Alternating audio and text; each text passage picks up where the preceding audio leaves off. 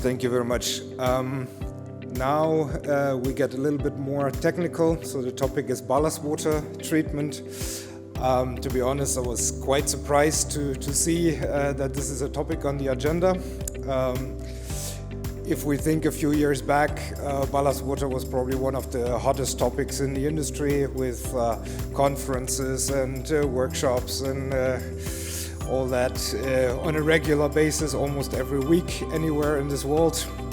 But now that ballast water treatment is mandatory for all vessels, the general interest has declined quite a bit and almost vanished. Even though I believe that some of the owners present here can confirm that now actually the real world problems start when treating the ballast water. And that those are a few, or today I want to show you a few examples of these problems which all the related parties are facing at the moment. Just a short recap on the basis. So 2004, the IMO finalized the Ballast Water Management Convention. Then after 13 years of ratification, it entered into force in 2017. And after another few years of implementation period, from September 2024 now, it's mandatory for all seagoing vessels to actually treat the ballast water before it can be discharged into port or open water. So for the discharge, there's the D2 standard, which specifies the maximum amount of organisms which are allowed to be in the water before you pump it out. The IMO has separated it into three categories, separated by size: large, medium-sized, and small organisms. Each of them having a specific maximum amount allowed. And these amounts are regardless of what the water you take up contains. So it's a fixed value of maximum allowable organisms in the water. And to achieve this discharge limit, there is more than 50 type-approved ballast water treatment systems on the market who can then disinfect the water. So there's different technologies, of course: filtration, ultraviolet disinfection, electrochlorination systems to reach those values. So even though it sounds pretty straightforward, you have a fixed regulation, you have treatment systems who can do that. You had 20 years of development and implementation. Why do I believe ballast water is still a critical issue? One of the reasons, I think, is that the transfer from the regulatory theory into the engine room was not that smoothly.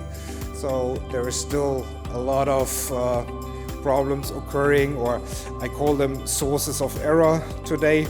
And to show you a few, so the selection of the right system is something we've seen that was probably, especially in the beginning, that the systems selected for specific vessels were not, let's say, ideal. One example is, if we think about the limitations of the treatment systems, of course, each system has certain limitations, or let's say boundaries in which it's supposed to work, in which it can work. Examples would be the transparency of water. So if we think about UV radiation, the light needs a certain transparency of the water and to be able to penetrate the water and to disinfect the water. We have chlorination systems which are based on electrolysis, so they need a certain amount of salt in order to generate the disinfectant. Or we have systems which have a holding time, a time required for the water to stay in the tank before it can be discharged, so that the disinfection method has enough time to react. So the holding time is a good example. For example, if I have a a small coastal going vessels with very short voyages and maybe 24 hours in between cargo operations, then it's not a good idea to choose a ballast water treatment system which has a 72-hour holding time, as a very bold example. But we also see other problems or errors, that combinations of treatment system and pumps and the performance are not as expected or not as needed. Space conditions, service areas, those are all things we have seen in the past, or we still see out there, that there is a mismatch between system and vessel. Then of course there is technical faults. We have pipework problems we see incorrect installations. Lately we see a lot of filter problems, so clogged or damaged filters after only a short period of time.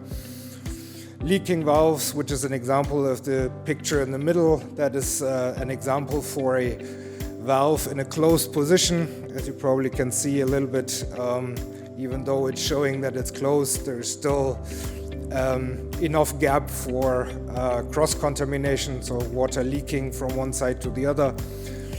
We see flow rates being too low. The sensors of the treatment systems are always a big issue. If they're not calibrated, some of them are very sensitive to vibration. Neutralization lines of the treatment systems, which clogged lines, and then failure of neutralization. And typical problems also availability of spare parts and qualified service technicians. That's some of the things. Here are 3 examples for creative installations.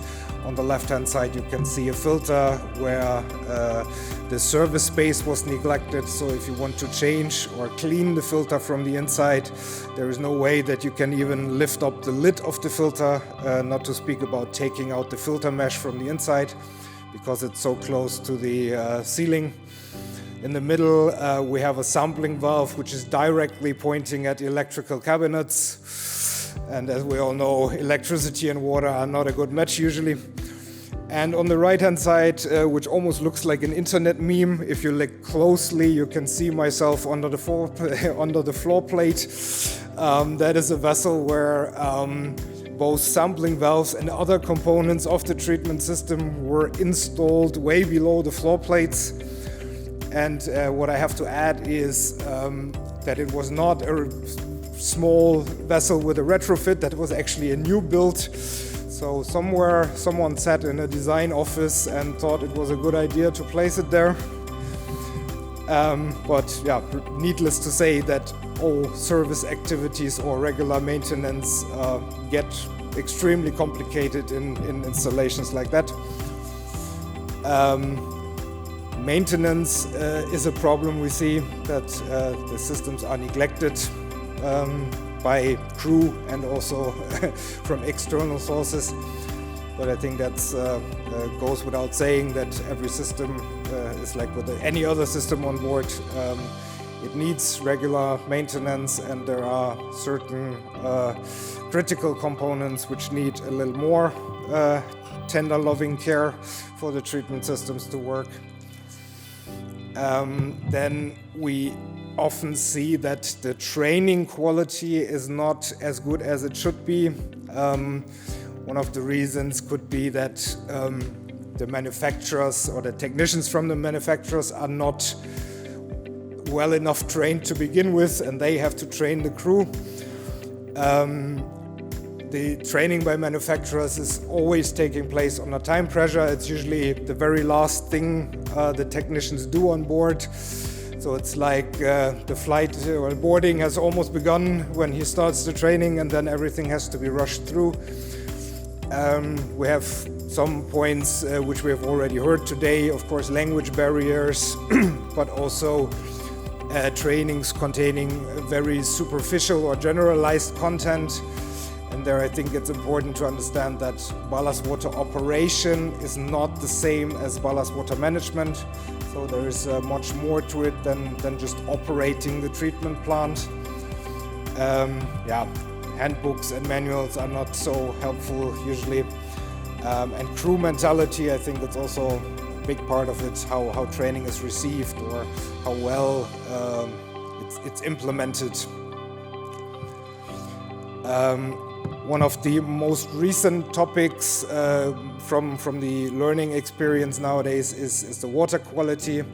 It's what I mentioned a few slides back, that all the treatment systems have limitations. So best example would be ultraviolet disinfection needs a certain transparency, and on the top picture you can see, I think it's taken in Key West, which usually has quite clear water. But after the cruise vessel was pushed in by the tugboats, a lot of sediment was stirred up. So at that time, ballasting with a UV treatment system might be difficult. So the water quality as influence was taken into consideration in a new circular from March 2024, which deals, or it's an interim guidance after that, which deals with how or what to do when the ship is operating in challenging waters, when the treatment system is not working as it should be. Then what we see a lot is misunderstanding with authorities. Training of crew and office personnel is one thing, but the other thing is of course also the training or the knowledge base from the deciding authorities. There we sometimes see a lack of technical or regulatory knowledge as well, especially in smaller ports which do not deal with that ballast water issues on a regular basis. There we also have language barriers, even if it's not only English, but also the administrative language is of course quite different from the language on board. So there we often have a mismatch, that the communication is very difficult between authorities and captain or chief engineers. We have slow decision-making processes, which makes it very difficult for crews to get responses from authorities. And in certain areas, just as one example, the vessel general permit for US going vessels can be quite complex, because there is a lot of requirements for waters before they can be discharged in US waters. Amongst others, regular testing and certain reporting forms. That is also can lead to a lot of misunderstandings.